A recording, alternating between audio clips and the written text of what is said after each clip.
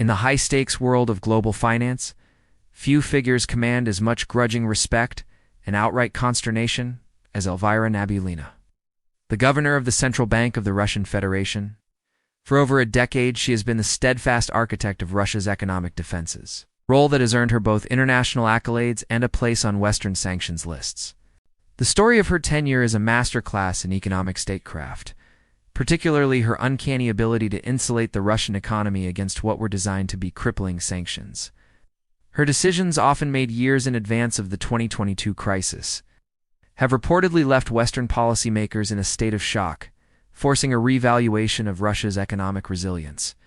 What are the secrets behind her strategy, the so-called economic fortress that has withstood the West's most potent financial weapons? At 58, Elvira Nabiullina is a seasoned veteran of monetary policy, a figure whose expertise is widely acknowledged by international financial experts and institutions. Her journey to the helm of Russia's central bank is deeply intertwined with the modern Russian state. Having worked alongside President Vladimir Putin for nearly 2 decades, first as a key economic advisor before her appointment as governor in 2013, she has earned the unwavering trust of the Kremlin. This close relationship has provided her with the political capital necessary to implement often unpopular but strategically vital economic policies. Her reputation extends far beyond Moscow. She has been lauded by prestigious financial publications like Euromoney and The Banker, which named her Governor of the Year, cementing her status as one of the world's most formidable monetary policymakers. Under her leadership, the Central Bank of Russia methodically accumulated one of the largest foreign exchange and gold reserves globally, a war chest for the economic battles to come. Simultaneously, she waged a successful war on inflation, bringing it to post-Soviet lows and providing a rare period of price stability for ordinary Russians. The decisions that truly stunned Western observers, however, were not reactive but preemptive. Nabiullina had been meticulously constructing an economic fortress for years, a series of strategic maneuvers designed to insulate Russia from external financial pressure. This long-term defensive strategy was a direct response to the geopolitical shifts following 2014 and demonstrated remarkable foresight. A cornerstone of this strategy was a deliberate and aggressive campaign of de-dollarization. Understanding the US dollar's role as a potential economic weapon, she systematically reduced its dominance within the Russian economy and its central bank reserves. The proportion of US dollars in Russia's reserves was slashed from over 40% to just around 11% in the years leading up to the 2022 invasion. In its place, she pivoted towards gold, euros, and, notably, the Chinese yuan.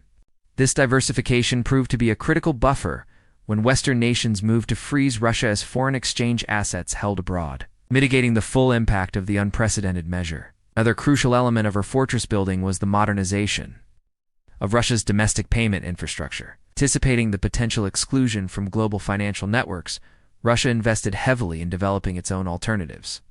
The System for Transfer of Financial Messages (SPFS) was created as a domestic parallel to the SWIFT interbank messaging system. Furthermore, the Mir national card payment system was established and promoted. This groundwork meant that when global giants Visa and MasterCard suspended their operations in Russia in 2022, the move did not trigger the systemic collapse that many had predicted. While inconvenient, the existing domestic infrastructure absorbed the shock, allowing daily commerce to continue with minimal disruption. Crisis management skills had already been battle-tested, following the 2014 annexation of Crimea and the initial wave of sanctions. She took the bold and painful step of hiking interest rates to a staggering 17%. This move, while causing a short-term contraction in Russia's GDP, was a clear signal of her unwavering commitment to controlling inflation and stabilizing the ruble, a policy she would pursue with dogged persistence. When Russia launched its full-scale military campaign in Ukraine in February 2022, the West responded with what was described as a financial shock and awe campaign.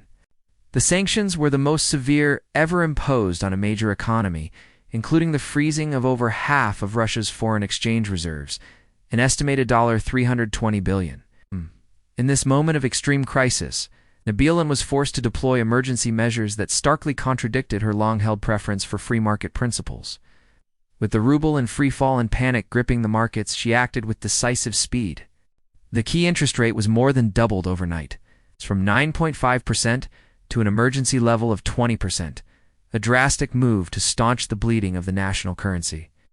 Simultaneously, she implemented stringent capital controls, erecting a firewall to prevent a catastrophic outflow of money from the country.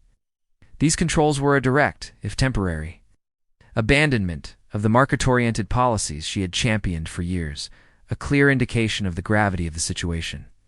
The governor also made the difficult but necessary announcement that the central bank would no longer intervene to defend the ruble-s exchange.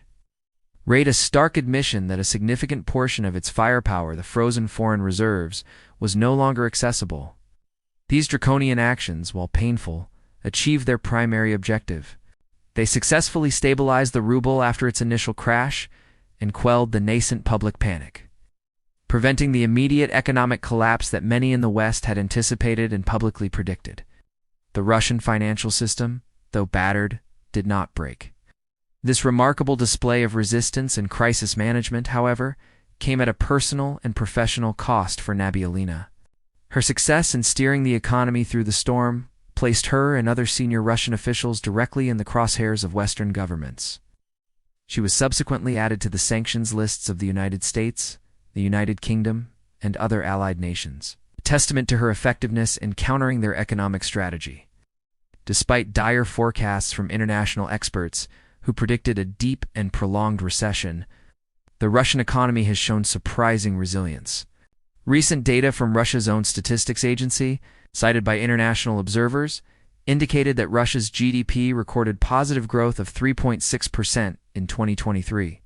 Furthermore, even institutions like the International Monetary Fund, while cautious, have had to repeatedly revise their forecasts upwards, now projecting continued, albeit modest, growth for Russia in 2024 and into 2025.